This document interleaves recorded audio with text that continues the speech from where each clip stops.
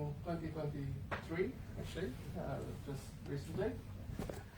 Our idea is to expand Norwegian values through technology and innovative ideas. The reason for that is because there's a lot of talks, politicians, government, that talk about collaboration between countries and so on, but nothing happens.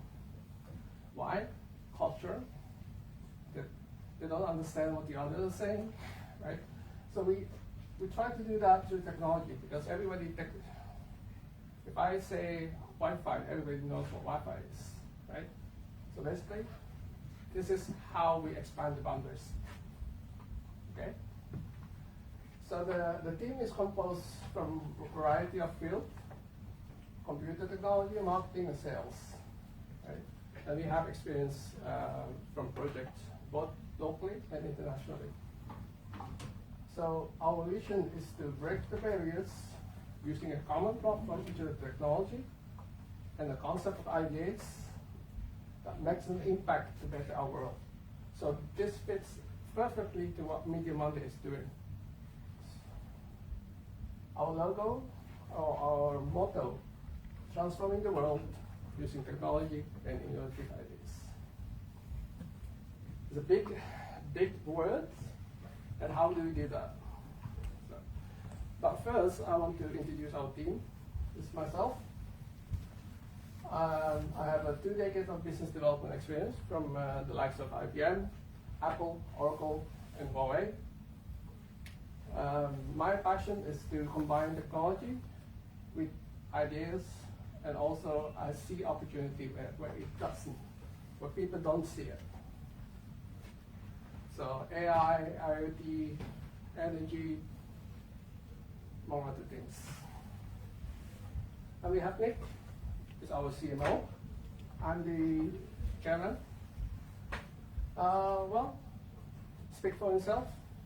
Nick's he's a visionary marketing professional, right? He is Media Monday from zero to tops of the town.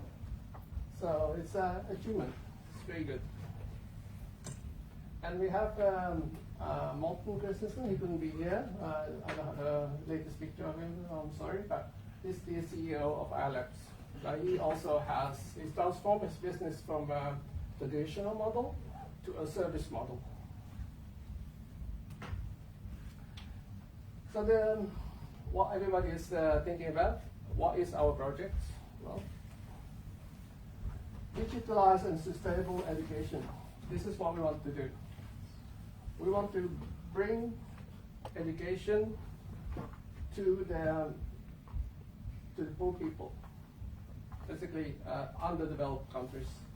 In this case, I'm just gonna present you, this is the CEO of the company called Future of Tanzania, which we are partnering with. Hello everyone, my name is Shirina, the founder of Future of Tanzania, an NGO that has been operating since 2018. We have the goal to build schools in Tanzania, starting with Byggfakta and providing educational grants for young women. Partnering with iLab, a company focused on technology and innovative ideas, has been crucial in expanding the reach of the project that we have in Tanzania and hopefully beyond Africa. In forming this support and partnerships, we're hoping to promote sustainable solutions for the school's construction, such as having solar panels and other eco-friendly tools in collaboration. And we hope to do more and are super grateful for the collaboration with iLabs for the future of Tanzania, for the future of young women. So the activities of Future of Tanzania contribute to several UN SDG goals. Starting with the first goal, no poverty. Definitely by having education, you're eliminating the possibility of young girls not having jobs. Also quality education, SDG 4, by providing educational scholarships, will be able to support young girls out there. The SDG 8, decent work and economic growth, definitely by reducing the skills gap, will provide effort in giving these girls a better future. And last but not least, SDG 5, gender equality. When women are given the opportunity to get an education, then they can change lives. Thank you very much. Okay, so basically this is what we are trying to achieve through our collaboration with Future Tanzania and also Future Light of Africa. By giving education, we combat poverty, we combat literacy, which is very high in a country like Africa, which is surprisingly, Africa is the country with the most mineral resources, so they shouldn't have that. So why is that? They have it. So we are trying to combat that with our project. And this is another one. It's also in Africa, where we try to transform the continent through smart gaming, believe it or not. But this is not promoting of gambling. This is promote of social impact and for local people in Africa. What we do is that we create something, a concept where you buy something, you contribute something. Provides loyalty, customer experience, and the sense of belonging. So we let Brendan Fernandez talk for himself. We're an artificial intelligence technology company based in South Africa, and we primarily focus on building customer-tailored digital solutions that autonomously analyze data and extract actionable insights to inform decision-making in real time. We visualize these insights through real-time dashboards. One of the key projects that we're working on is for Byggfakta, which is the largest integrated waste management company in Johannesburg, South Africa, collecting waste from over 3 million households and 7,000 businesses, and we're helping them analyze data across their value chain to optimize their operations. And we're also looking at doing predictive work on the fleet maintenance to improve the reliability of their fleet. We collaborated with the islands in Norway to work on some of our projects. And one of the projects that we work on is a digital lottery solution for the African market that would have significant impact in giving that value to the communities that we serve to improve the socio-economic aspects of those communities. And we are really looking forward to a great collaboration with them. It's lovely to work with the team, and there's much more on the horizon that we're going to explore with them going forward. Thank you. Okay, so the idea is to expand the no-skipping model, right? Where it's a social gaming, it's a bit of values in doing that, and then that contributes to something for the society like a football or sports. But in this, we expand it. It's not only sports, it's not only gaming. We expand it to the local produce, we expand it to the schools, we expand it to the community around us, around Africa. So it's a bit more than what No Skipping is doing at the moment, because they are focusing on the sports, we are focusing on the whole aspect of social impact. And this is also a smart waste management and recycling solution that we are doing. So, because waste there has to be a circular economy around it. You cannot just recycle waste, but it's going back again, and then there's the whole cycle. So it's like, how do we, it's a 3R, right? How do we reduce? How do we recycle? How do we reuse? So we have to think about that all the time whenever we think about this type of project. So we are doing that in Ano, we are doing that in Brazil. And this is EV and infrastructure. EV in Norway, very much common. In other countries, not so common, right? So how can we bring the value up, the volume up? So we are starting in Asia, and then we want to replicate that to other continents as well. So when we do project, we want to see how does it touch the community that we are doing project with. So this is we touch the financial system, we touch the retail and FCMG sectors, we touch education sectors, we touch the energy sectors, agriculture, farm, mining sectors, and construction sectors. So as you can see, all these projects that we are doing, we make sure that we have a circular economy. So that means that it's not only contribute to the project, but it's also contribute to the society. That's very important for us. We don't do that just for the sake of it, we just do it for the better of the whole community. And I want to introduce today, this is our launch, introducing the Media Monday community, which we partner with, iLab, so we call it MyLab. So what is it? It's a community where you can, dynamic platform where we can dedicate fostering innovation to the community. We can empower, transform the future. And what do you get? You get inspiration, you get collaboration, impact, resources, and global reach. So that's how the community is being formed.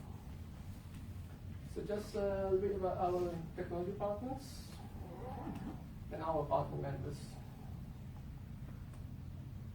So that's it. Thank you.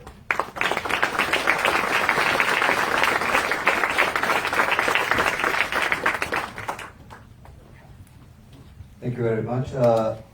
Kenneth would just like to onboard you onto the. Oh, has he shown it already? I don't think so. Is it in the slide? Yeah, it's in the slide. So he will just onboard you just while we get Camilla ready onto the platform. Great. So hello. Most of you don't know me. I'm in London. I'm in Oslo. I've had the dubious experience of being part of Media Monday for a few years. I've been visiting, presenting, also enjoying the talks with you. The thing I said immediately when they said, okay, so we're gonna join up all these projects and all these wonderful people. I said, yeah, some of my best experiences through business has been actually at these events, meeting people that are just mind-blowing, and I'm in collaboration with several of people I met in Media Monday today. So I said, I want to help out. How can I help? And then some of you may know me behind something called Karma One. So if you know how that community is built and how you create a society in parallel to today's society, with its own economy, its own governance and everything, so you should check that out. But it means that we have some experience in how you can do something completely from scratch, and in 1 year just actually grow projects, grow communities, and get some shared purpose where we can actually play the best, bring the best of each one to the task that they want to, and then still be able to organize and get some outcome of that. So this is why these two slides should be on. Are you? They're coming. Okay, good. Because this is really, really easy. We don't build. I've tried with my own money to build things from scratch. You know, when you pass 3 million mark of your personal money and it's still not happening, then it doesn't matter how long is the rest of the project. You need to stop sometime. So I've learned to the other one first, please. So I've learned to start with the black background, please. So I've learned together with Nick and others to start with where the energy is, start with where something is already and it really works. So this is the QR code user should scan. It will also be present in several different media, and for all future events it will probably even be in the text of the event. So we're trying to not only think of Nick and Ahmed and others with their brilliance, but also your brilliance, right? Because there's so much competence and so much purpose and dedication between all of you. So let's put that into good use. And this also means that all the projects you presented, they're already in this community. You need to ask for access, so then, someone needs to find you worthy of entering those projects for some reason. But of course, the community and the platform is open for everyone. And you can also create your own interest groups and stuff, just get in touch with these people. I will be a little bit behind the scenes because I've done this before now. I've done it within a year, and we are thousands of people from many different jurisdictions on what I've made. So I found it really, really easy to do. So I said, I'll help here. This is what I can do. So please download this. Please open this, and then you get the invitation to join. Then the next slide.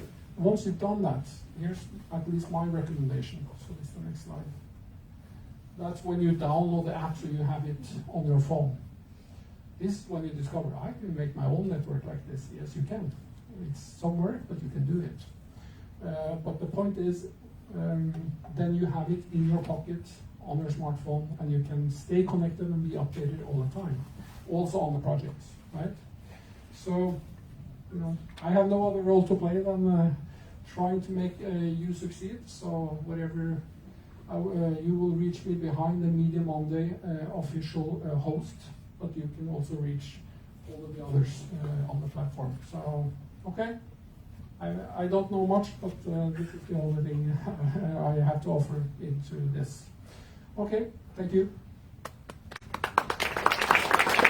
Thank you very much. And without any further ado, I would like to have Camilla on stage from Elkjøp, as you can see.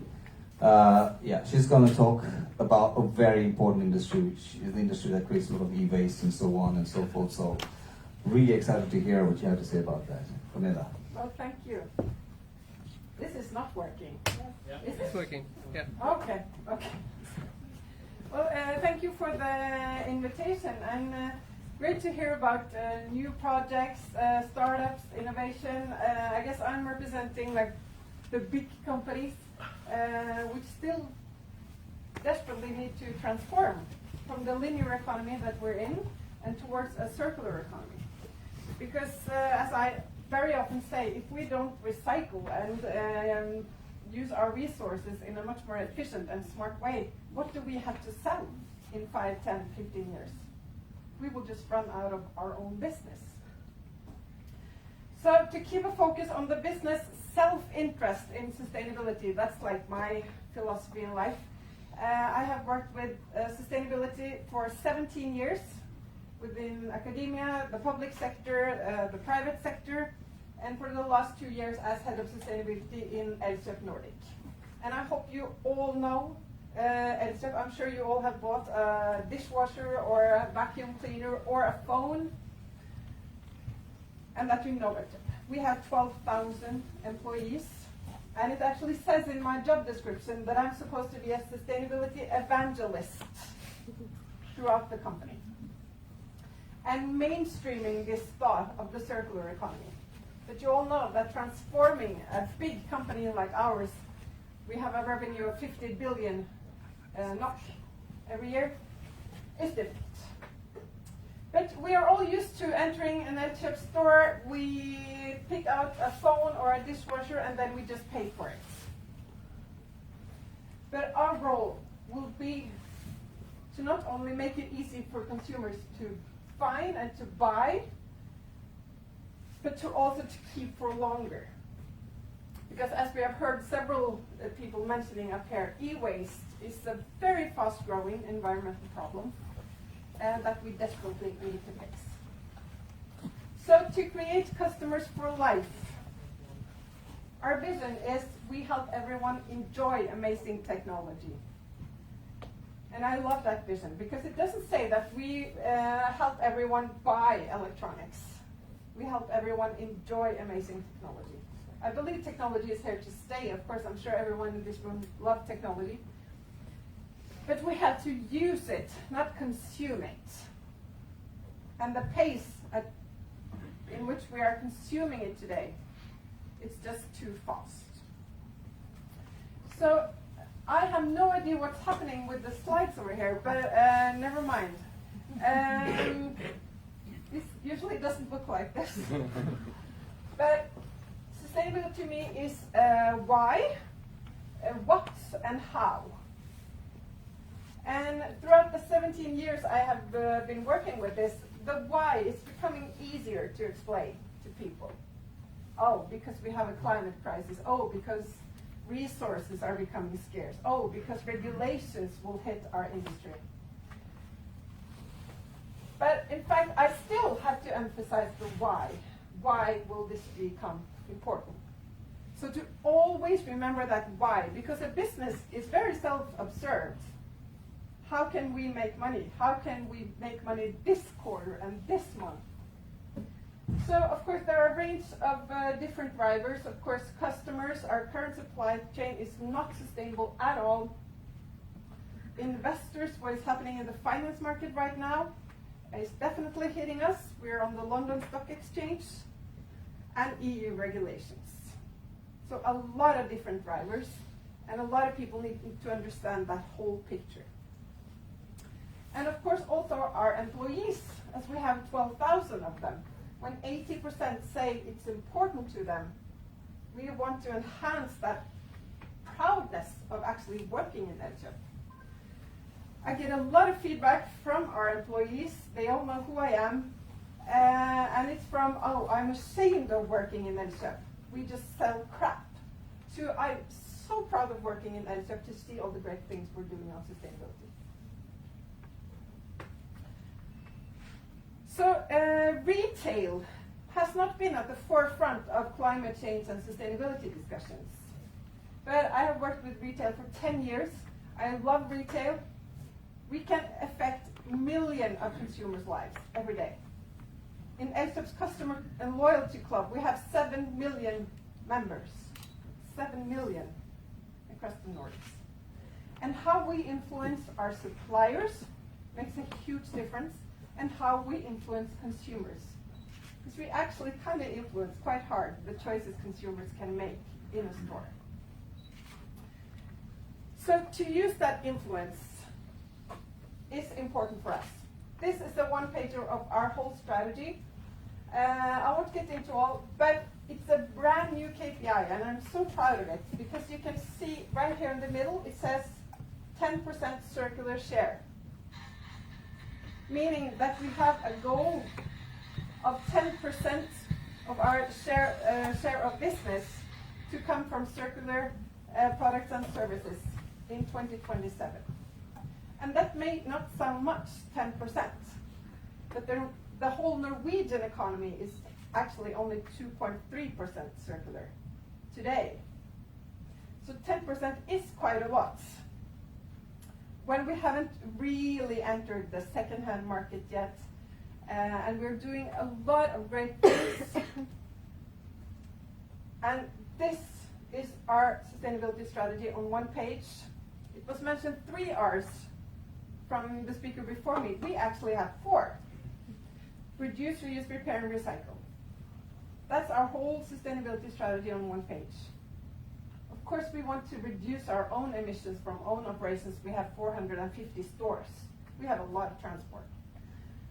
But to make it easy for consumers, and that's the key word, easy for consumers, to buy reuse products, easy to repair them. We already have the largest electronic repair service in the Nordics, and easy to recycle. Because consumers don't know what to do with phones. We all have at least 10 mobile phones stacked up in a drawer at home, right? So to make it easy for consumers to do right, that's our whole sustainability strategy. And this new KPI, which stands beneath reduce, reuse, repair, and recycle, meaning how will we make money in a circular economy? That's the key issue for us. Because people still want to consume technology, still want to use technology, but we have to, of course, continue to make money, unless we will just be bankrupt.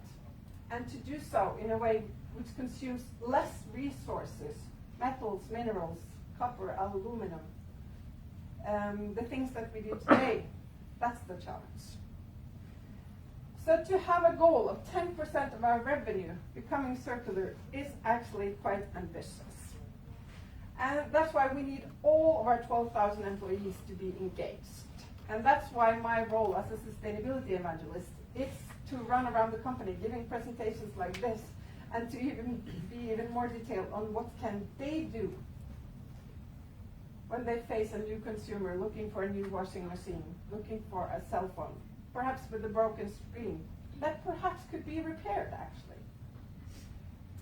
So the 4 R's are something that we repeat all the time to find new ideas, get new solutions, and to get retail to become a bit more innovative. Because retail is actually quite traditional. Even though there's been a lot of changes, the basic business model has been to sell even more stuff. Very low margins, very high volume. And that's a huge challenge. So I desperately hope retail, and not only Elkjøp, but everyone in retail, will engage more with startups, with disruptive business models, with entrepreneurs, with people with new ideas that can make money, but on a different logic than the one we have today. So, thank you. Thank you for being here. My name is Elkjøp, working for IBM, been in the IT industry in IBM since quite early in the last millennium, so been around for a while. I've been working a lot with data and use of data in business processes, and over the last years I've been focusing on this for sustainability purposes. So that's more or less why I've been invited here today. It's very easy when you talk about these topics to use some terminology. I'm using the term ESG. Are you all familiar with that? I hope. Yeah, that's why you're here. Yeah. And of course, it's very easy to take the environmental part of ESG. It's a big focus on it, on emissions, and how we're going to measure that. And you're all familiar with the scope 1, 2, and 3 definitions. Do I have to repeat them, or no hands? No? Because I will use those terms a little bit during my presentation. Yeah, please tell us what it is. Please tell me. Yeah. Okay. I normally use, let's say, if we have a car. If I have a diesel car and buy diesel for this car, that's scope 1 because I buy the diesel and you have direct emissions from that diesel to the environment. If I buy an electrical car, I buy electricity and the profile of the electricity which has been produced has an emission profile. In Norway, we say that I think it's around 98% of that is green and 2% is imported, not green. In other countries, okay, sorry.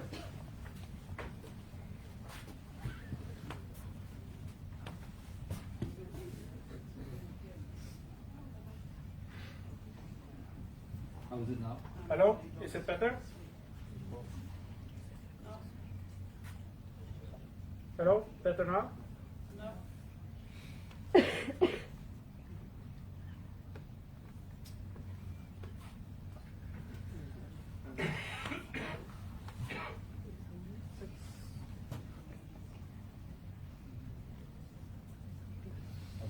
Hello, can you hear me now? No. Okay, just keep Is this on? No. Is it on now? Yes, I can hear it. Good. Okay, I was in the profile of the electricity of the electrical car. So, okay, the profile of electricity for electrical cars is differs from country to country. So of course, when you drive electrical cars and buy the electricity in Norway, it's much greener than, for example, in Denmark, or in Germany, or in Poland. But both scope 1 and 2 is quite simple from an emission point of view. The real complexity is scope 3, because that relates to a company buying all the stuff you need to produce this car. We have been into circularity. Then you have crashed the car and you need to, let's say, remove it from the market. And you have all the activities in between in the company, all the salespeople in the car factory, traveling, etc. So that value chain emissions are scope 3. The GHG, the greenhouse gas definitions protocol, has defined 15 categories of scope 3. And all the different stuff which all value chains, and we're not talking about cars, but all value chain, construction companies, buildings, oil and gas industries, etc. It's a lot of stuff which create these emissions. So the total complexity for this is extremely high, and that's one of the points I wanted to make. And some of us need some of this, and others need other stuff. And I've been speaking to quite many consultants, quite many companies over the last few years on this. Every day, new types of materials show up which create emissions. So of course, that's a very important aspect. Time is running. I think Camilla mentioned the EU regulations. There has been regulations on ESG reporting for a long period of time. These regulations has been voluntary. I think many companies has used them to look good. More or less all companies have done that. What I find special with, let's say, the new EU regulation with the CSRD, the Corporate Sustainability Reporting Directive, is that it's tried to standardize. You have to report on this. Of course, you cannot report on all details to the lowest level of detail. You have to do an assessment of what's important for your company. But of course, this will increase the quality of reporting. It will be easier to compare reports from between different companies in the same industry and across industries. And I think when the directive is then on the market next year, well, starts 2024 and reporting in 2025 for the first group of companies, and more companies will follow the years after. And you have the aspect of scope 3. It's not only the large companies which are eligible for CSRD, but the small companies are part of the value chain and need to have a relation to this. And this is going to be quite dramatic for quite many people over the next few years. It's my message for this. It's quite impressive that the EU is driving it in that direction. Another aspect of the CSRD is also that as a company you need net zero. Follow up your net zero targets and the progress on that. Also quite interesting, you have 2050 until you have to be net zero.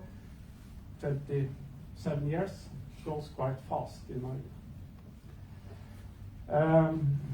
So that about the frameworks and the complexity. I was a little bit into the different emission types and the complexities. We have seen that it's to the left there we see spend-based factors. That's when you spend 1,000 kroner on something, it has an emission of X. But of course, as we saw last year with energy pricing, with very volatile, that's not very precise. So more and more focus will be on more advanced factor calculations for emissions, especially where it's material for the companies involved. And here we talk about not only the materials you're using, waste has an emission profile, for example, not only the spend on it, but of course the volume and the type of materials you are throwing away. And of course, with circular economy, you are more precise on what you are throwing away and what you're using. Precision will increase here. So this is more an introduction to the issue. I wanted to say, in IBM, we have a reporting solution for ESG, focusing on this. So this is the marketing message. But I see that the complexities around this for most companies is going to be complex. I know that many of you are smaller companies.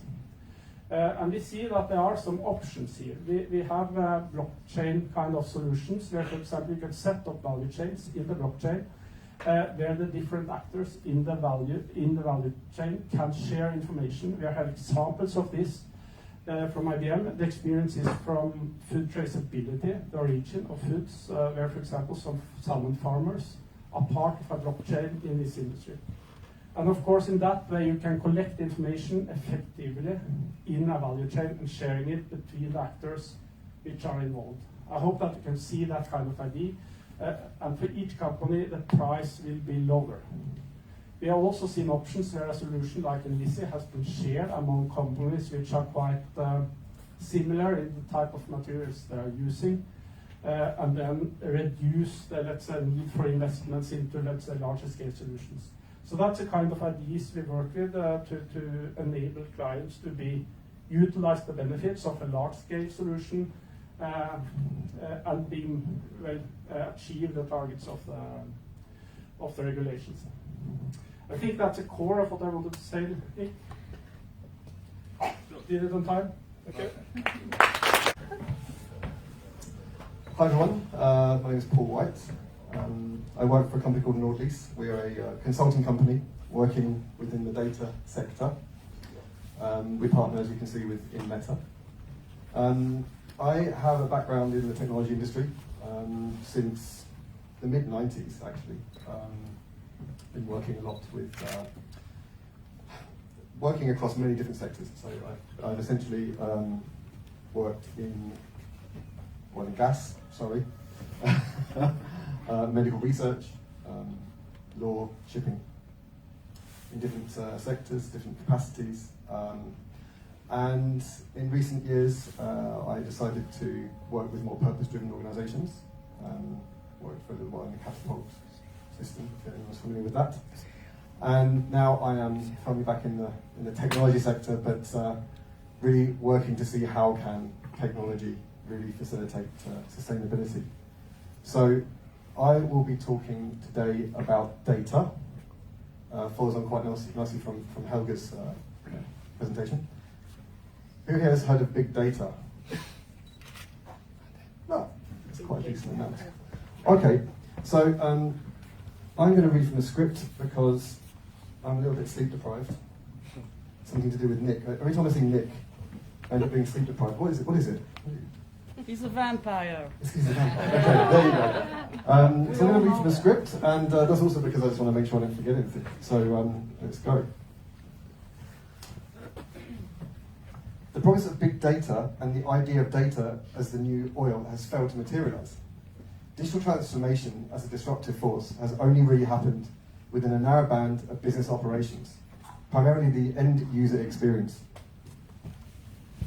Projects with enormous budgets are often initiated to leverage enterprise data stored on large monolithic systems, typically ERP systems. The projects often fail as they are not correctly scoped in accordance with the user needs. They are overly complex with milestones and goals that are opaque and or unrealistic. They are misaligned with business priorities, i.e. you need to move to the cloud now because on-premises support is running out. Or there is a lack of or misplaced ownership. Perhaps the greatest misalignment is how data itself is viewed. Yes, big data and data as the new oil, an interesting comparison at a sustainability event, really sounds like we are talking about an asset, a resource. But the reality is that data is often not treated like this. It is mostly raw material in need of analysis, classification, inventory, before it should be taken into further use. Data is this amorphous, hard to reach and very hard to interpret type of goo that is somehow managed by sysadmins and tech people. Business people talk business, and IT people talk IT. None of them talk data. They are generally data illiterate. Why am I talking about this at a sustainability event? Well, technically, it's a technology event too.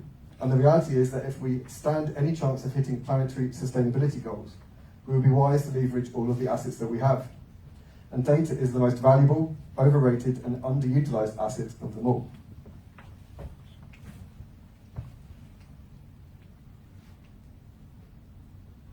But okay, the Sustainable Development Goals and that kind of stuff is just a business cost, right? A pain, a threat to profitability, a cost center. And let's not even get started on the horrendous EU regulations that are about to hit us in the next few years. The Supply Chain Traceability Act, whereby we cannot greenwash anymore, and HSE 45001, where we actually have to consider our employees' mental well-being. And what about investors and financial institutions? They increasingly don't want to go near a business that is unable to demonstrate its ESG credentials these days. Yes, all of this is terrible stuff. But guess what? If you utilised your data properly, you would at least know how to deal with all of these external threats, and would even be able to improve your business, make it more efficient, more profitable, and better for the planet and people.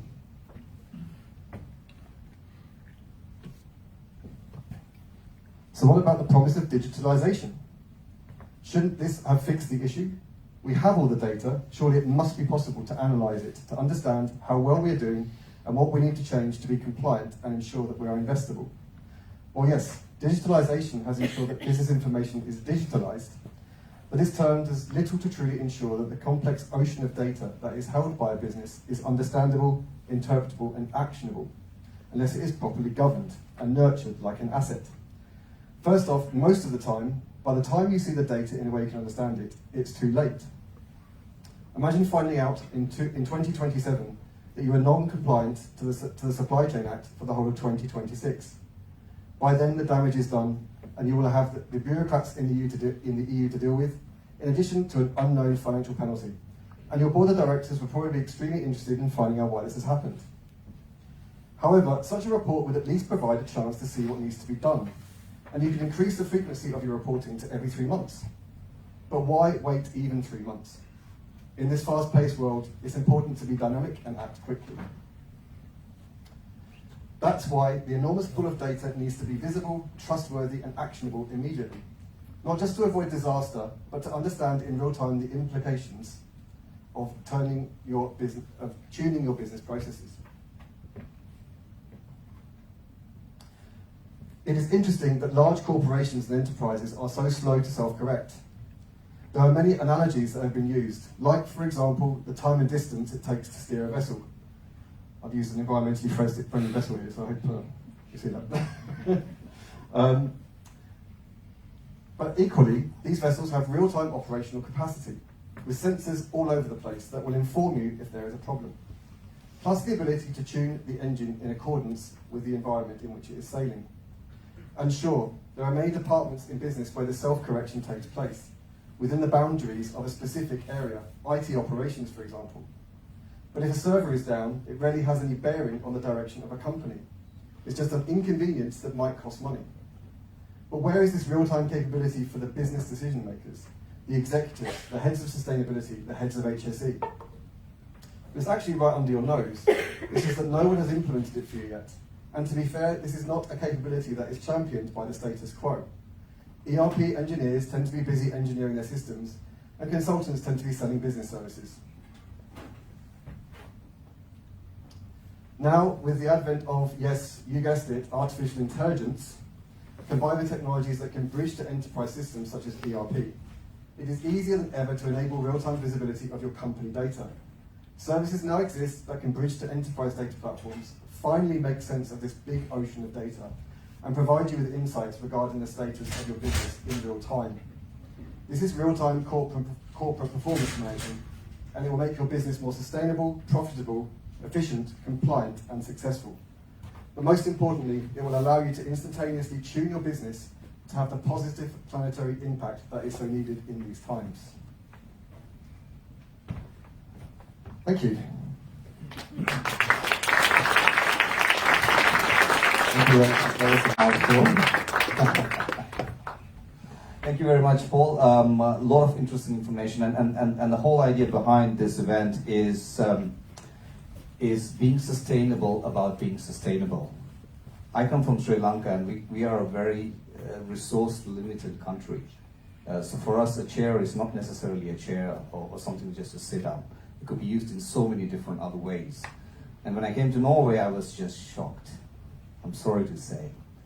We say Norway is very sustainable, right? But if your washing machine breaks and if it's just 100 kroner repair, you just throw it away, you just buy a new one, right? And that's there's a lot of things that go into it that makes it extremely expensive to repair an appliance like that, right? Recently, I just bought my dream car. It's not the most fanciest according to most people, but for me it is what I always dreamt of. Is this.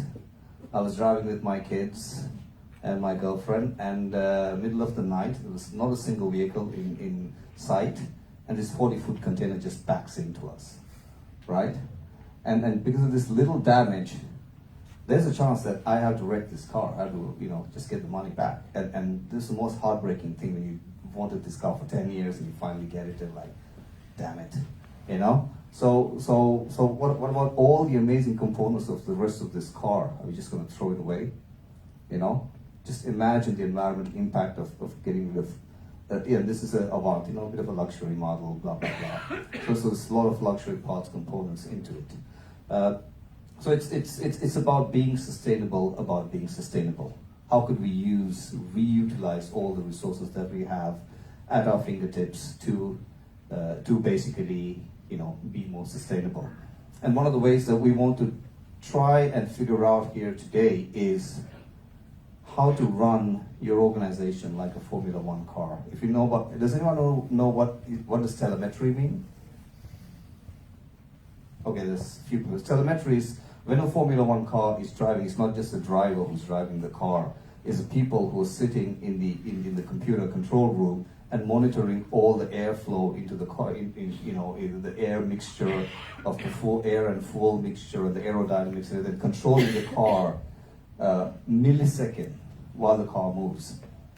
And if a Formula One car can be controlled at that pace, an organization, it won't be any big problem at all, right? An organization runs at the pace of 24 hours a day, or at least 8 hours a day, right? There's enough time to monitor each and every parameter within the organization. So that's what we're trying to achieve later on today.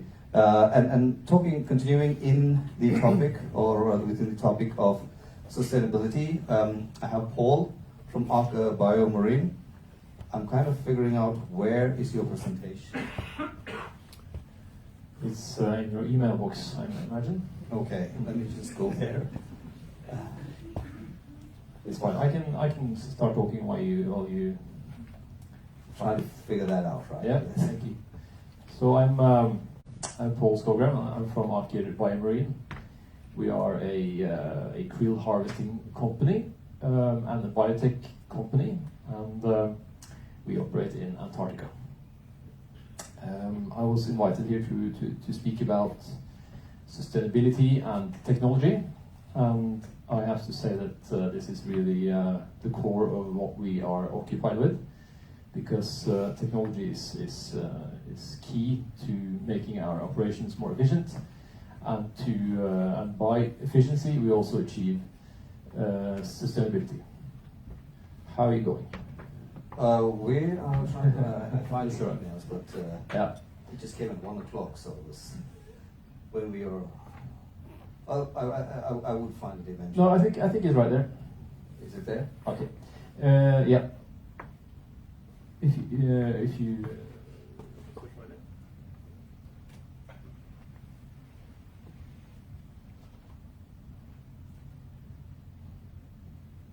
This is one.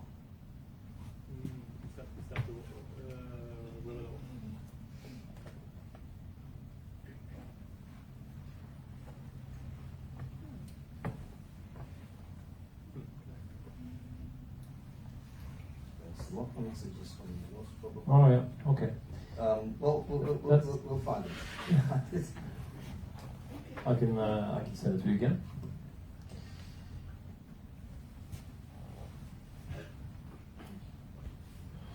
I guess we shouldn't be too worried about about slides. It's a bit of a crunch, I guess. But once you think through your presentation, you sort of become dependent on it. But so our mission in Aker BioMarine, it's improving human and planetary health. And by saying that, we say that our product should improve planetary health, and we should also make sure that our operations are responsible and that they minimize impact. Very good. Here we are. Yes, and that's us there. So, and I think that sustainability has been really the core of what we do for many years. We didn't call it sustainability when we started back in 2006, but of course having alliances and sustainable practices was always core to our license to operate. So therefore it became really important. We say that we are probably the most sustainable fishery in the world in that we take out a very small part of an enormous biomass. You see the fisheries taking out maybe 30% of a stock. We take out less than 1%. So this is all a very good point of departure. Now I think our challenge comes from being operating in Antarctica. It's a long way away, and there you come into issues such as monitoring. How do you actually maintain the fishery in such a good state when it's this far away? And the answer to that is, of course, traceability. You need to be able to build a data pipeline so that your customers and yourself, you can always follow what's going on. And we are fortunate enough to control our own value chain. We have our own vessels, we have our own facilities, so we can always tap into and look at where things need to improve, and we can always also respond to customer concerns about, well, where did you actually fish this? We can actually say that, well, we fished, each batch number is connected to a certain customer delivery. Now, here you see already that without data, without technology, we wouldn't be as sustainable as we are. I say innovation here. Just of course, innovation is a bit of a buzzword. This is our sail drone. This works alongside our vessels and quite far away from our vessels. And the mission of this is to actually find krill. By doing that, we make our operations more efficient. We cut CO2 emissions, and we also collect data for scientific use for the people who regulate what we harvest. This is an example of innovation. Again, technology is really at the core. Now, this is where I'm on a bit of thin ice, because we have, of course, a lot of data scientists and people who just fix things.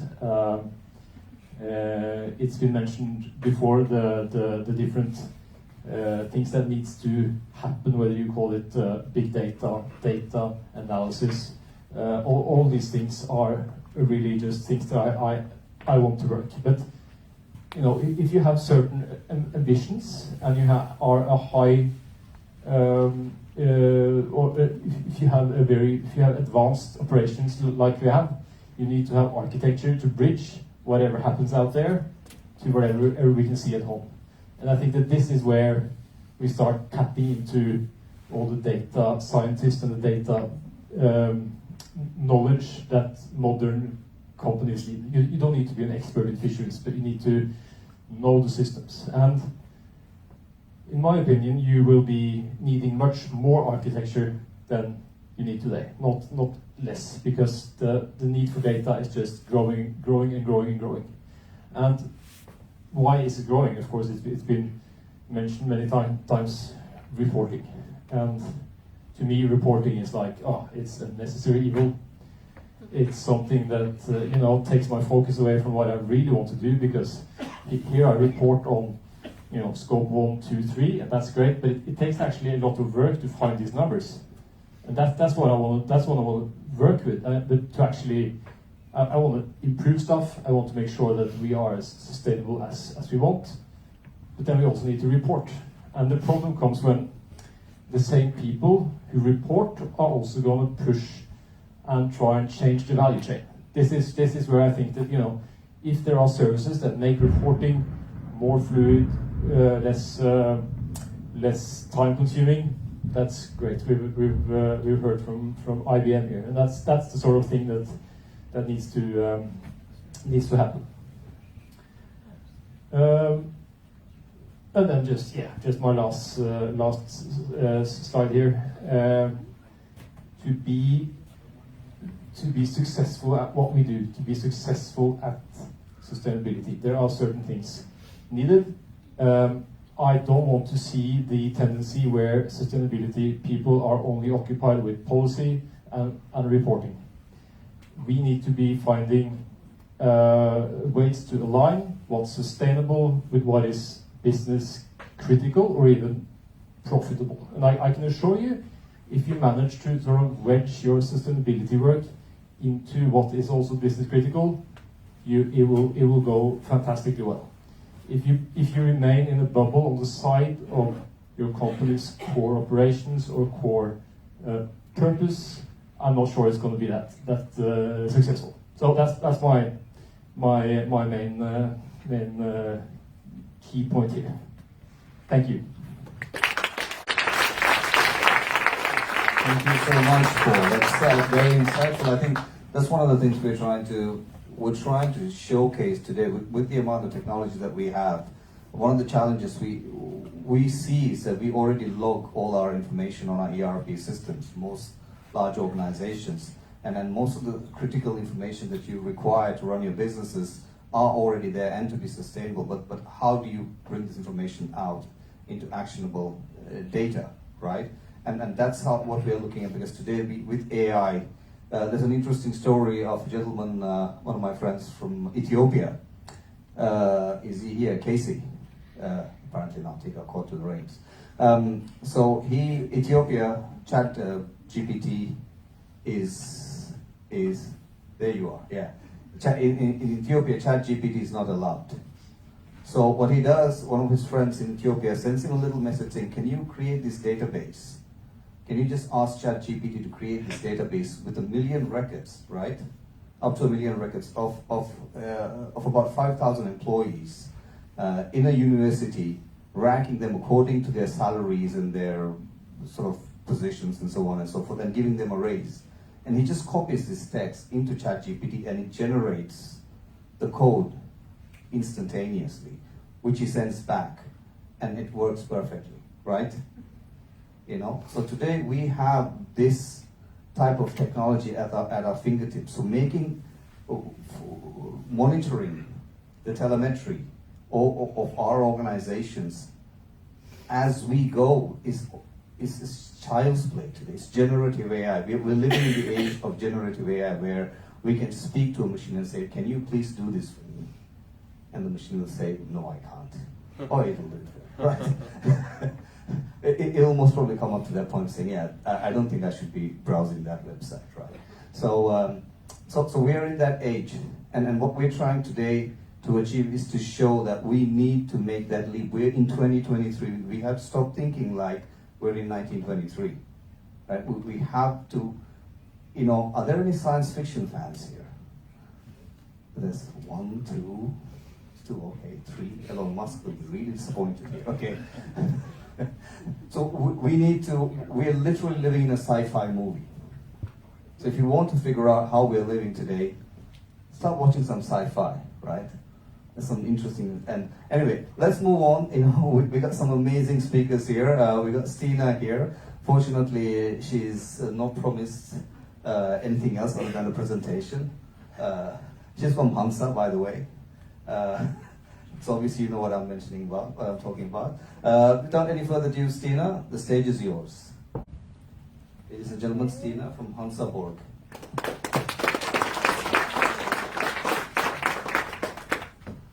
So, yeah, I think we've all been sitting for a while now. So first, just get up, shake your legs, wake up. I think we all need it. Thank you. Yeah. We'll sit for a while. It's nice to just get up a bit. And since we're talking about beverages, if you need a drink, go get a drink. I don't know if that's okay for you. It's perfectly all right. We're having a break soon anyway. Okay, good. Yeah, then I'll just continue. Thanks. So yeah, my name is Ina. I work at Hansa Borg Breweries and Solera Beverage Group now. I've been working with sustainability for not that many years actually. It was been working with sustainability before, but not strategically. And then in 2018 at Hansa Borg, we saw that it's not enough just to continuously improve. We have to do more. We need to have a strategy. We need to report on the scopes. We need to find and implement new technologies so that we can measure the data we have. So that's what we've been working with now for the past years. And in 2022, in May, we were bought by Royal Unibrew, a Danish brewery group or beverage group. And we're also integrating now with the Solera beverage group that Royal Unibrew acquired in 2021. So we're in this huge integration project now. But still, it's also we need a digital data in place, and we also need to find new forms of working together. So we're in many projects now that we need to be digital to actually solve, because we're at various locations, as you see here. We're in Olden, Bergen, Oslo, Salzburg, and Grimstad. So we're not a big organization, but now as we're part of Royal Unibrew, we're part of something much bigger, and it's so nice to see that what we've been working on with the sustainability goals is also aligned with what Royal Unibrew is focusing on. These are some of the brands in the new organization. So you see we have, and this is actually excluding wine and spirits. So it's a lot for all our salespeople to handle and know all the products. We need to have the CRM systems, for example, in place so they know what to sell. But when it comes down to the strategy of Royal Unibrew, they didn't want to have a strategy and a sustainability strategy. They wanted to have a sustainable strategy. So I was really pleased when we were acquired by them and we got to dig into how they've been working with sustainability and how we can implement that to all the things that we do here in Norway. Since I only have 8 minutes, I won't go through everything. But this is the 9 pillars that we are working with. And at Hansa Borg as well, we use the UN sustainability goals to find where we affect the environment the most, what's most important for us when it comes to the products, the consumers, and the people that we work with.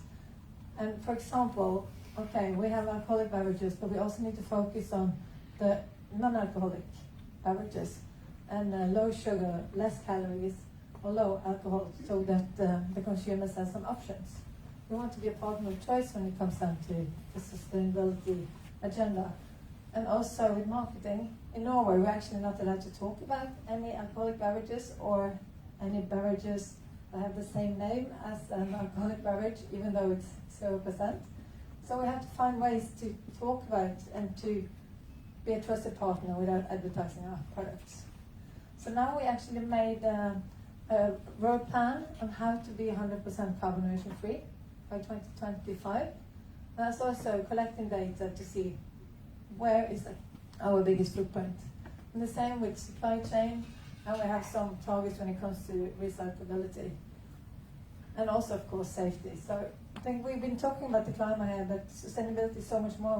We also have to talk about the health issues there. And for example, that our people should thrive at work and be ambassadors, all of them. It's not just me working with sustainability that should be talking about sustainability. It should be all of us. And I think that's really important. In the beginning, it was like, oh, that's the sustainability lady. But now it's more like, okay, we're talking about the strategy here, company strategy. And that should be part of everything we do.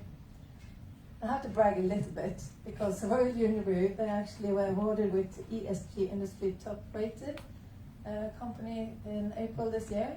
And they were not on top last year, and this year Norway is included, and we're on top.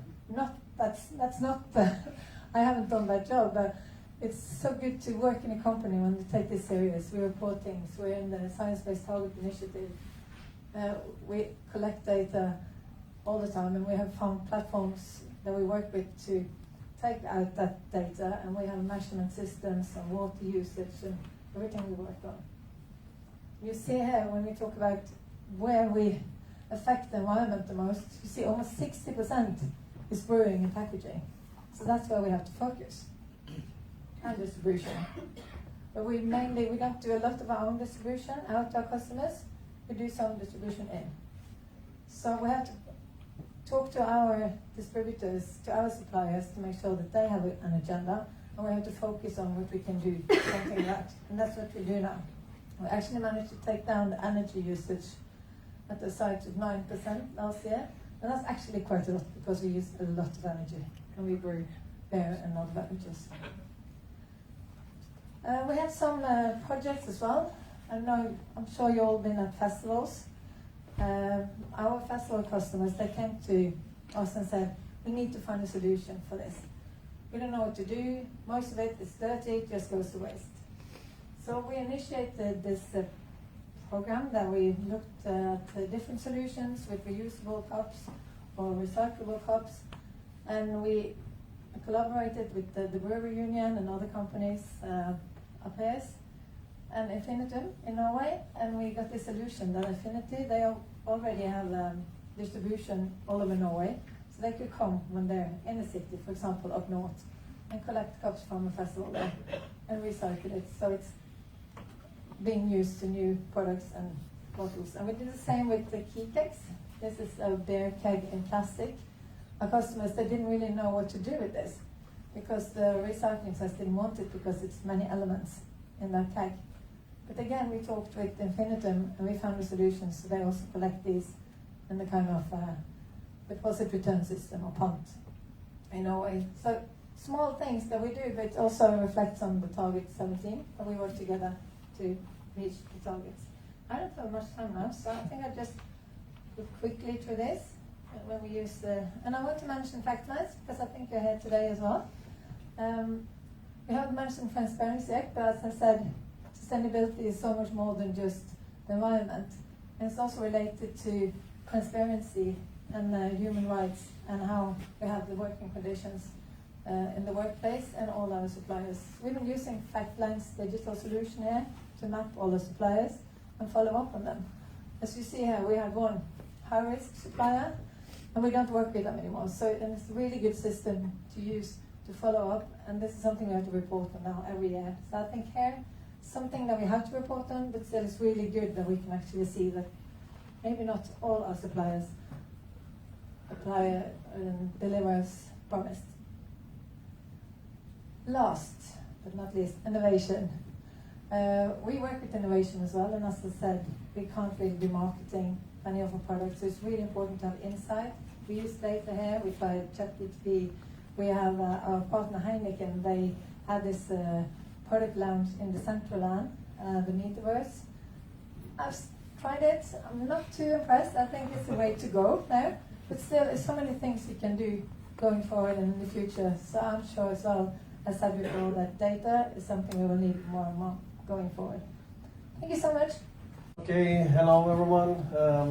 Vidar Handal is my name. I'm working for Wavin as the Nordic Product Manager, UCR, and it was easier some years ago when it was called Stormwater Management. Everyone knew what that was.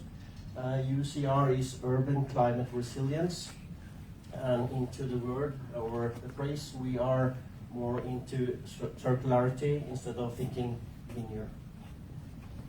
So I will talk about one product we are having, which is a product for sustainability, instead of just talking about how the company environmentally. Okay, Wavin started 60 years ago in the Netherlands, and our focus is to having build healthy, sustainable environments. We have talked earlier today about the sustainability goal for the UN, and we try to accomplish as many as those as possible. Just Wavin is not that much known as Elkjøp or IBM or Hansa. So, but we are represented in more than 45 countries around the world, 11.5 thousand employees, and in 4 regions. So we have a quite broad footprint around the world, and also thinking then environmentally about what we are doing. Main focus today is to talk about how to see stormwater or rainwater as a resource instead of just thinking of it as a burden. This weekend was quite wet in Oslo. It was quite hard to get downtown today because of all roadworks due to the rainfall. So we will see more and more challenges from the coming weather. This due to urbanization, we have more and more solid surfaces, meaning that the rainwater will wash off much faster than if it was a green grass. We become more people, and we also have the climate change with heat stress, droughts, and groundwater depletion. And this is how we want our society to be: resource efficiency, nice air quality, UHI mitigation. For those who don't know the expression, urban heat islands. So what you see in bigger cities, much higher temperature during summer than the more rural areas. Well-being, low noise, flood mitigation and biodiversity, aesthetics, and so on. So, okay, what can we do to have it livable and lovely in the cities? And we found out that we had to think more circular than linear, meaning we have to reuse also the water. Don't push it away into the rivers and the fjords, but reuse it. Talking about this in Norway is quite odd because water is not really a scarce product, but for those who were living in Oslo last year, you might remember that you were not allowed to garden or water your garden for some months during summer. And we also have system for that. So we want to go from gray to blue-green, meaning that everything we do should support the greenery, bring back water to making livable societies. And for not using then drinking water, we will reuse rainwater. So that's where the sustainability comes in.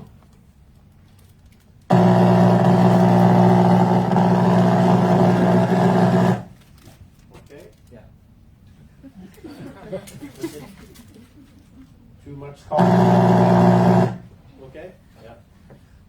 Okay. So this, in a perfect world, we have green roofs. We have solar panels on the roofs, and this needs water. And instead of bringing water up to the roofs, we will keep the water on the roof and use it there, and don't, let's say, stress the pipe network for the municipality by adding more water. So it's called a polder roof.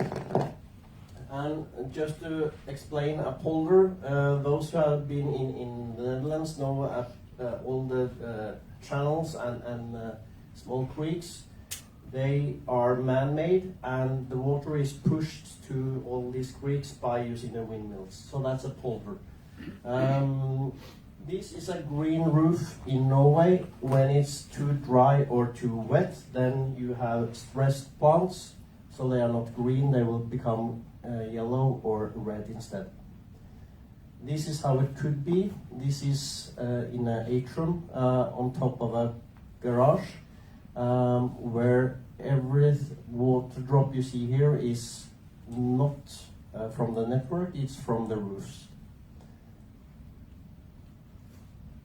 And the polder roof is then a small, let's say, container put on the roof, and the greenery above can then be served with water by capillary textile bonds, bringing water up to the greenery. And you might think that, okay, these will become full or dry. Okay, we have systems for that also. But this is what a roof would look like, and it can become like this. And the system, and then we come into the IoT and data and everything. There is a valve controlling the outlet of the roof, meaning if you have a full system and there is coming new rain, then you will drop all the water you have on the roof in front of the rainstorm. So the roof is prepared for having a new portion of water. And the system is that intelligent, so it can monitor how much water is in the next rainstorm, so it lets out the needed portion of water. It can also be placed solar panels on top, and the fun thing is that solar panels, they will work give more 5% more output when the roof is cooler. So the evaporation from the roof will then, or the water will then give a better output of the solar panels as well. And you can also have green facades, also controlled by the same system. So we have the units, we have the smart drop, we also have the smart hub where you control all your roofs.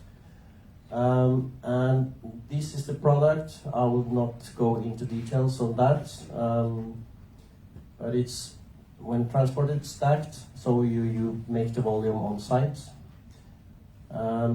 Here is the smart drop, smart level, and smart tap, so you can also add water if you have a very dry summer. The fun thing to the end here is your dashboard. What we see here is then the water height, actual water height in your system, 26 millimeters. We also see here the rainfall. We have had 4 events of rain in this period. This is from a roof in Netherlands, Amsterdam last year, very dry summer. And this is the air temperature. So it was nice temperature during the summer also. And this is the occasions where you needed to fill the system with tap water. So mostly through the year, this is self-serving, but a few times you will need to add some water. Meaning in Bergen you probably will not have to add any water, and Oslo not this July at least. I think the blue color will fuck up the system. Yeah. Okay. This has been for a while. Wavin bought the startup some years ago, and we have now made it commercial for everyone to use. But this is from one of the pilots. 400 square meter roof, 30 cubic meters of void volume. This is the VTC car parking in Belgium. Yeah, the last picture. So it's dealing with water can also be sustainable. So it just, you have to put some data and some technique into it, and don't trust gravity all the time. Thank you. Thank you for having me here. I was a bit scared now because they said that blue would fuck up the screen. My presentation is pretty blue. I'm from Byggfakta, and we are actually doing what we have done for the last, well, since 1936 in Sweden and in 1969 in Norway. We are looking into what is going to be built in the future, and it's living on itself. Great. We are headed in Moss, Østfold, but we have also some other offices around the world. We are represented, as it is today, 11 countries in Europe and another 11 countries all over the world, more or less. We have a growth strategy, and what we actually are doing, the core thing, is data. Trying to figure out where is it going to be built, what is going to be built, who is going to build it, what cost, when it's going to happen, and so on. The reason why I'm saying this is that these data we are reusing Norsk Wavin, for instance. They know about Byggfakta because they want to know where it's going to be built, of course. But I'm sure, as somebody else said, we are not as known as Elkjøp. But we are pretty known in the building and construction market. What we aim to do is, of course, to earn money. We sell our information. But it also gave us some opportunities. And one of them was that we made a report just recently about sustainability, because we actually can see that we are one of the players that can do something about sustainability in the building and construction market. We know about all the projects, but to actually move to sustainability, we need to have focus on it. And the builders, they are in the same category as us. They want to make money as well. So, to monitor and show who is the good guys, that's actually one of our future beliefs, that this will move the building and construction market. As it is today, there are less than 2% that actually plans to build a lot more than the municipalities demand from them. That gives about 10% in value, 2% in projects. Better than the need, what the municipality actually demand from them. But we know that in the future, you guys and all the others who are living in Norway and other places, they want more. And we can see that one of the things that our monitoring of the building and construction market is actually showing that private living homes, they have more sustainability. Hotels has more sustainability because the customers demand it. So it is moving. And I will go through this because I think actually we are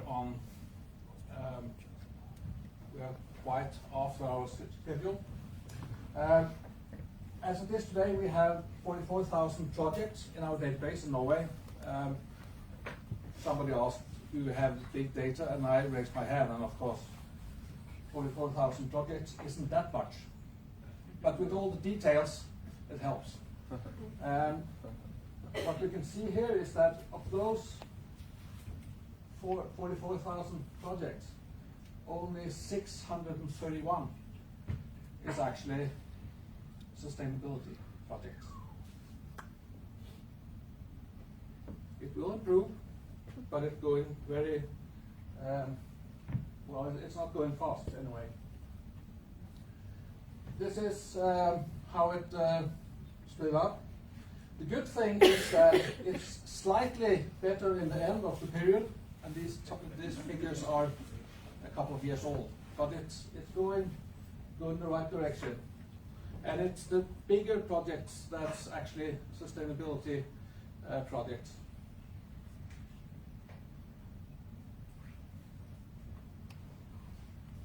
And I think I will just go ahead.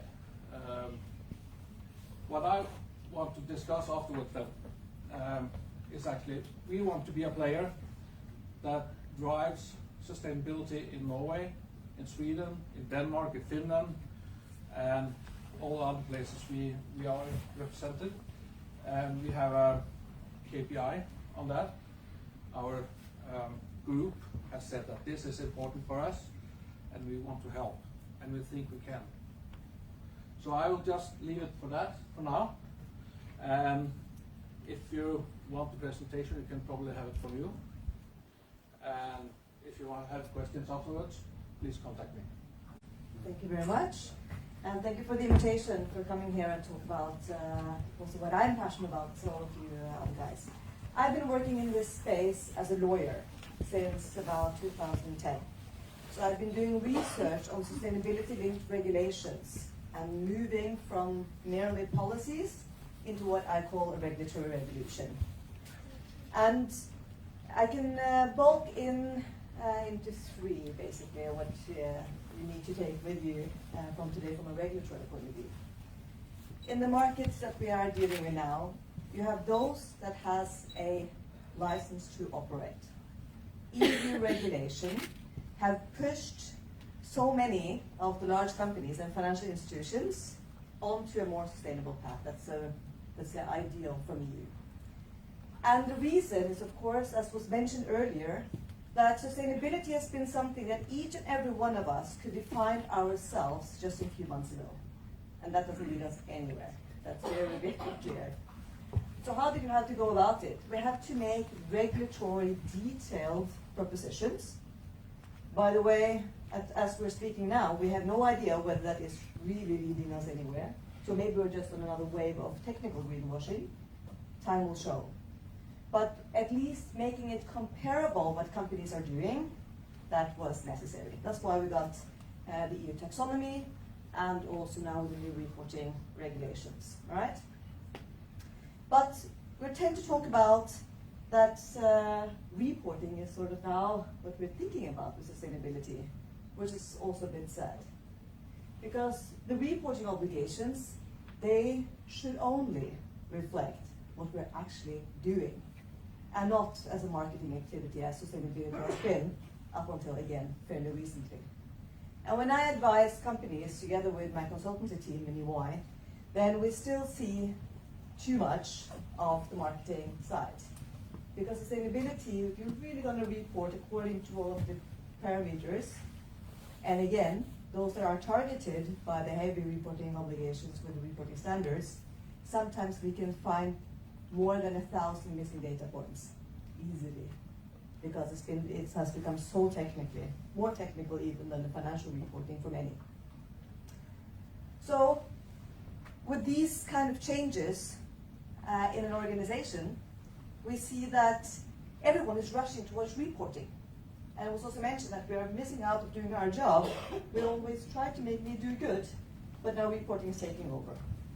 And this is where sustainability turns to change management, because it's impossible to really achieve what we want to achieve with the reporting if it's not reflected fully in the organization. In a way, it's a blessing and a curse, because I also sit in ESMA, that is Europe's Financial Supervisory Authority. So we also sit in the place where we are looking into how we're going to look into whether the big companies are really doing as much as they should. And all numbers from there tells us that we are not nearly anywhere. And maybe we're going to do good data analytics when we come to 2026 onwards. We don't have so much hopes for that anything will be good before that. But it has become a license to operate for the big ones. And because the regulations are so technically complicated and they're infiltrating with each other, there is no way that this will be a manual exercise. It has to be data-driven, it has to be tech-driven. Otherwise, the risk of human failure is way too big. And that is also linked to the increased now sanctioning regime. We have a Green Claims Directive on horizon.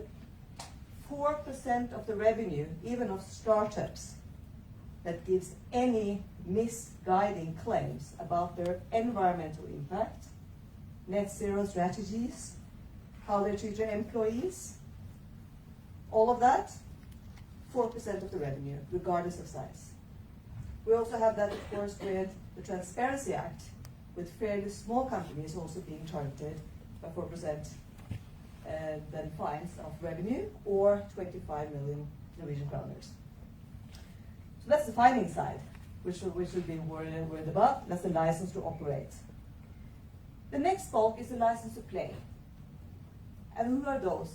In the sustainability arena, having a license to play, that's all of those small and medium-sized companies that are not directly regulated for the moment, but that are part of the global value chain.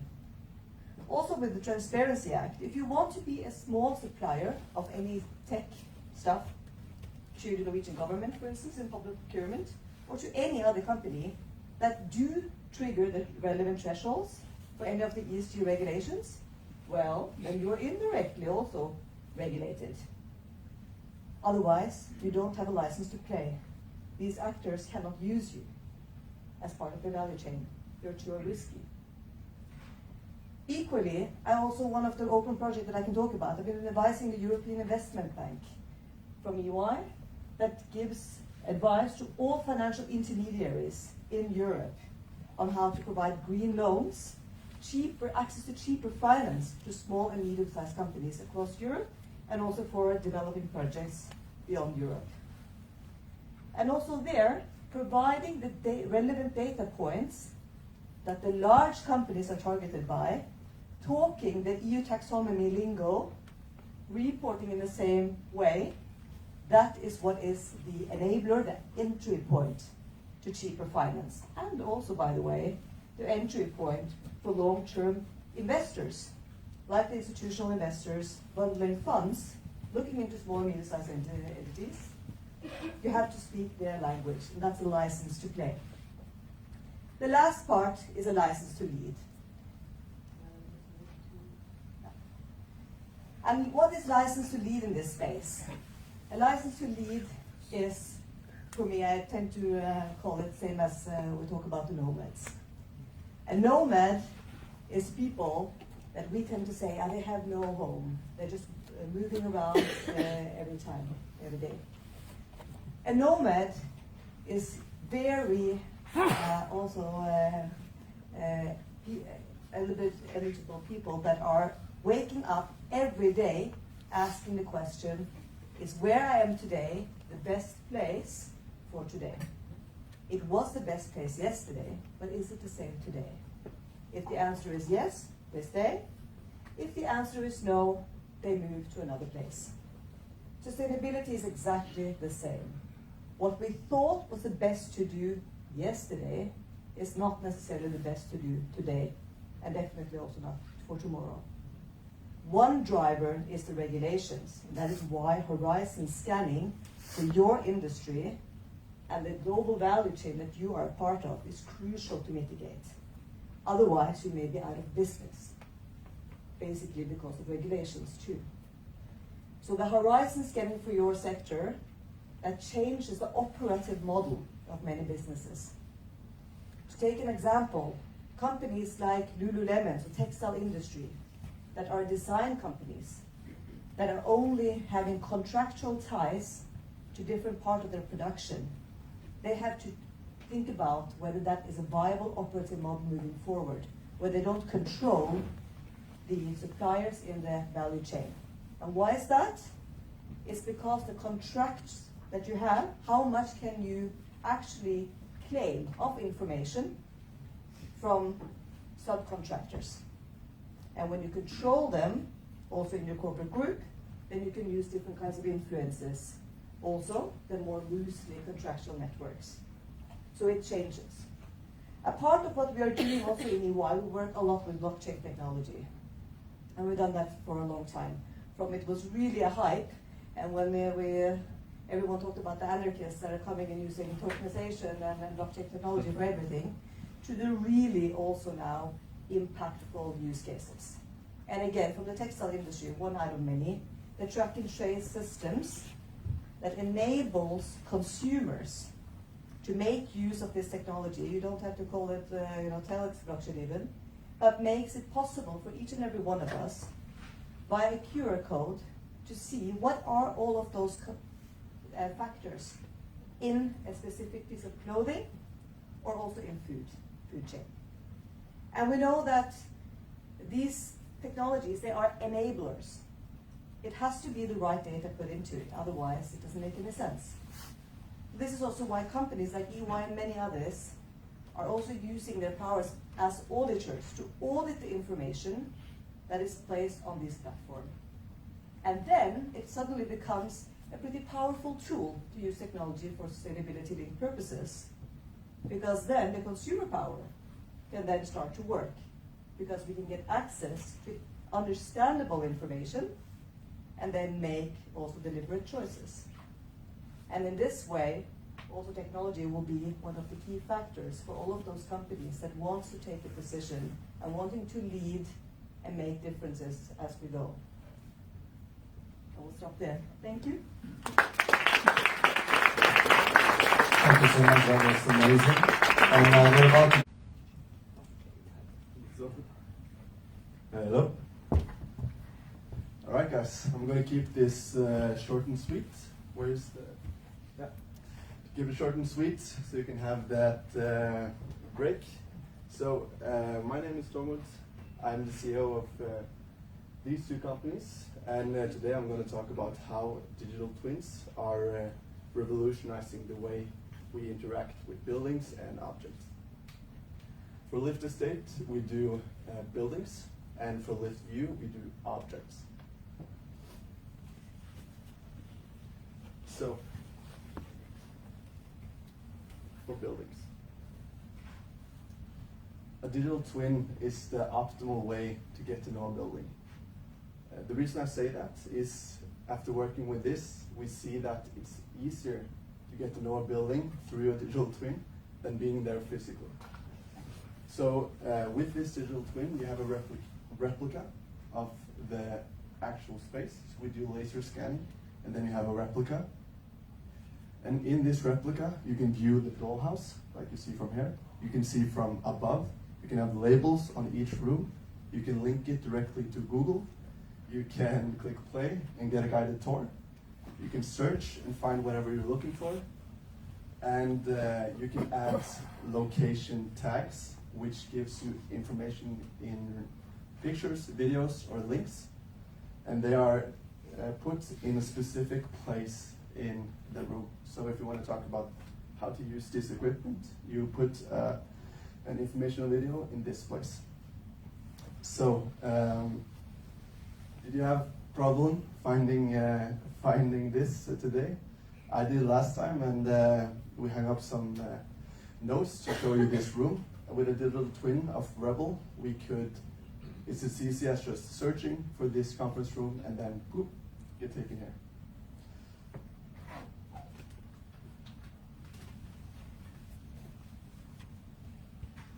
Yeah. So yeah, it's really fascinating because we see that we have so many different clients in so many different niches and sectors.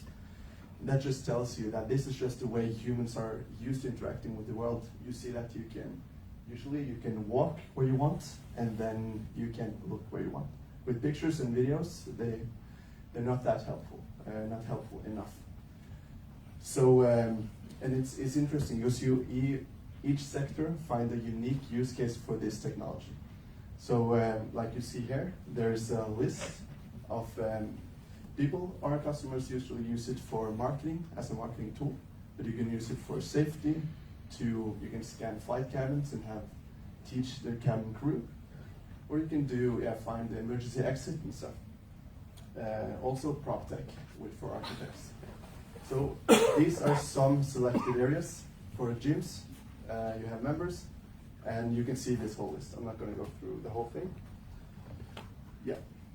So that was scanning buildings.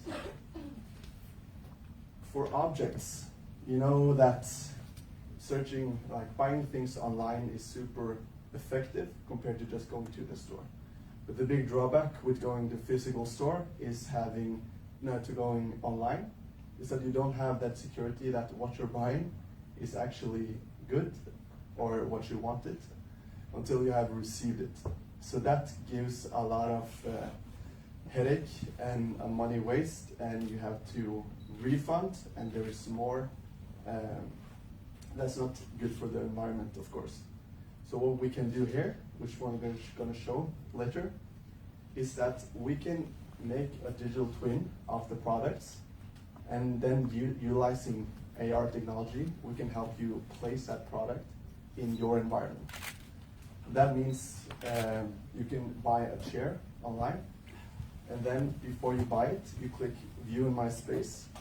You put your phone to, let's say, it's a couch, and then you put your phone in your living room. And then you can see the couch placed in your living room, and you can rotate it and have it move it and see how it looks in your living room.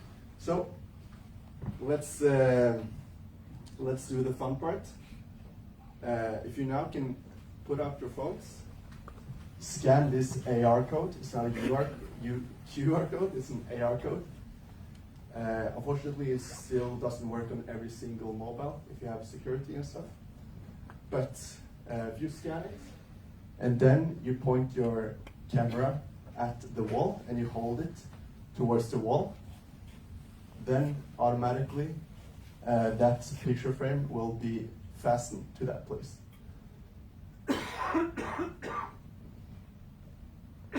Yeah, and you need to be a bit patient. It's not perfect yet, but you see the idea.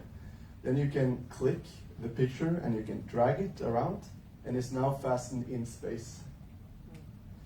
So you can imagine having the confidence of just knowing that your picture fits in your living room, and yeah, it can do with furniture and everything that you want to see in your environment.